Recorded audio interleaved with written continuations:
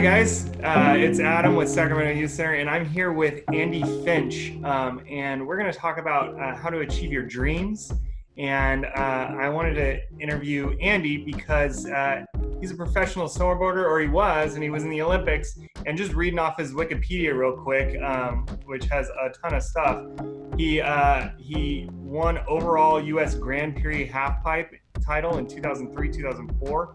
Taking first place in the Arctic Challenge in Norway in 2004, and won the Vans Triple Crown in 2004, and the O'Neill Snowboard Jam in 2005. And then he was in the 2006 Winter Olympics, and he went to Bullard High in Fresno, and he was on the Amazing Race in the 19th season. So you've done a lot and accomplished a lot, and I'd say a lot of people would describe that as living the dream. And so we're talking to all our students about how to make their dreams a reality. And you've obviously made a non-traditional dream into a reality, and so that's why I wanted to connect with you. How are you? I'm doing great, man. Just I've been working a bunch. I just put in a bunch of flooring, and I don't know, this time of season, the snow's melting and everyone's trying to get their house back in order. So I've been helping people with that. I'm about to go camp with the family, put a little family time in. So that's cool. Yeah, things are good, man. All right. What is my first question for you is, what was the biggest obstacle in achieving your dream? I think the biggest obstacle is being out of Fresno. It's in the middle of the valley. There's no snow. Where'd you go snowboarding from there? The nearest mountain was an hour and a half away. So it really took a full day to even think about going riding. It's like you could just, where I live now, where I can, go ride for an hour and a half and come home. So that was just a real challenge. And then not only to just snowboard, but to make it in the industry where it's, you got to kind of just know people, right? And I didn't know anyone in the industry. I didn't know how to get sponsors. I didn't know any of that. I didn't know how to get into these big events.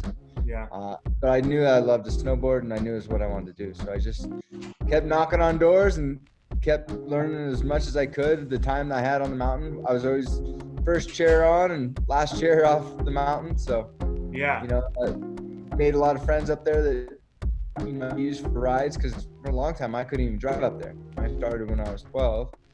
Luckily, I got in snowboarding with me. But it was, I had a little book with the last 2 pages was just phone numbers I'd call every Friday to see who I could get a ride with Saturday and Sunday. Yeah. That's so interesting that geography and where you live was the biggest obstacle, because so many of our students are refugees from Afghanistan and Turkey and Iraq. And so they've overcome a huge geographical obstacle, and now they're so much more access to their dreams. And so, that's a huge one. My second question is, did you almost ever give up? Giving up never even crossed my mind. I had a couple moments. One was 2000, right? The new millennium, second week of the new millennium, 2000, I crushed my right knee and I was going to be forced to quit.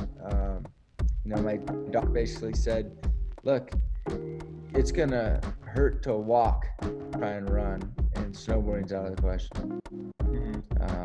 So that was kind of a dream crusher. That was hard to take. I ended up, definitely a lot of prayer, but it was kind of a miracle for sure. But at the end of the day, it definitely plagued me through my whole career. I definitely had a kind of a weak knee that would swell up on hard landings, and I lost flexibility. Some of the tricks I couldn't do, like some of the grabs and tweaks, I couldn't do because my knee just wouldn't bend far enough. But for the most part, after a little time, I had 2 more surgeries on it. I don't know, I just kept it strong. I always worked at it and just stayed active. And one thing I've learned through all the injuries and all my friends' injuries, the ones that stay moving, and as long as I stay moving, you kind of keep going. You just can't stop. You can't give in. it's funny. You ever see like a dog, how they'll get banged up, hit by a car or something, or I've seen dogs get wrecked, and they get injured, but they don't stop moving. Before you know it, whether they're missing a leg or they adapt and they keep going. And that's kind of how I was. I just kind of had to adapt to the injuries I had and just keep going, and the body will function. Yeah, you don't want to get stiff. And I think that's true, and not just injuries, but in life in general. If we just keep on moving, it's harder to stop us than to start over again. If we stop and we stop all the momentum and we come to a halt, it's much harder to get started again. Yeah. Persevere, right? Yeah, exactly. Okay, and here's my final question. What advice would you give our students who have non-traditional dreams? We have students who, none of our students that I know of want to be a snowboarder, but they do want to,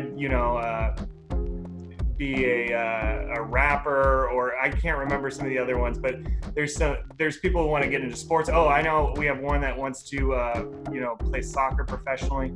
What would you give those students who have like a non-traditional dream? What advice would you give them? I mean, it definitely takes heart, and gosh, so much of it. I've seen kids that when they start young and they put their mind to it and they put their heart to it and they just keep going at it and they submerge themselves in that industry, you make those connections and you build your skills. I mean, some people get it handed to them easier, but the people that it comes too easy to, guess what? They lose it quickly too. So the harder you have to work for something, the better, because the longer you'll hang on to it. There's value in having to work hard for something. If it comes too easy, you'll let it go easy. So work hard, getting to know people. Just you heard me say earlier, I wasn't near a snowboard industry, but eventually I got good enough and I was able to move to an area where I could be around the people in the industry, and I got to know people, and that really helps. Just submerge yourself in the industry, because two things will happen. One, you'll get to know people, but the second is you'll learn a ton. It's kind of almost like an apprenticeship, whether you're developing your skills in soccer or just, photography is a great one, and learn all these little tricks of the trade. Yeah. So whatever it is you want to go into, start hanging around those people that have been successful in that area. Yeah. And there's no age that's young. I love when I see like 12, 14-year-olds that are hanging around people doing that. And it doesn't have, just hanging around someone that already knows that industry or that sport, man, you'll learn so much. So, let's just use baseball, for example. And you want to be a baseball player. Well, bat boy is like the lowest totem pole place, right? But guess what? You're hanging around really good baseball players if you are just a bat boy. So start somewhere.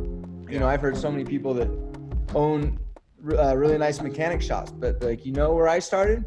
I started in that working for someone in a mechanic shop sweeping the floors. Right. That's where they started. They didn't start just working on their cars. You got to pay dues, and sometimes it takes years. I remember being scared because I'm like, here, look, I'm competing against the best. I'm winning these events, but you're not paying me like the best. I'm not, why am I not getting treated better?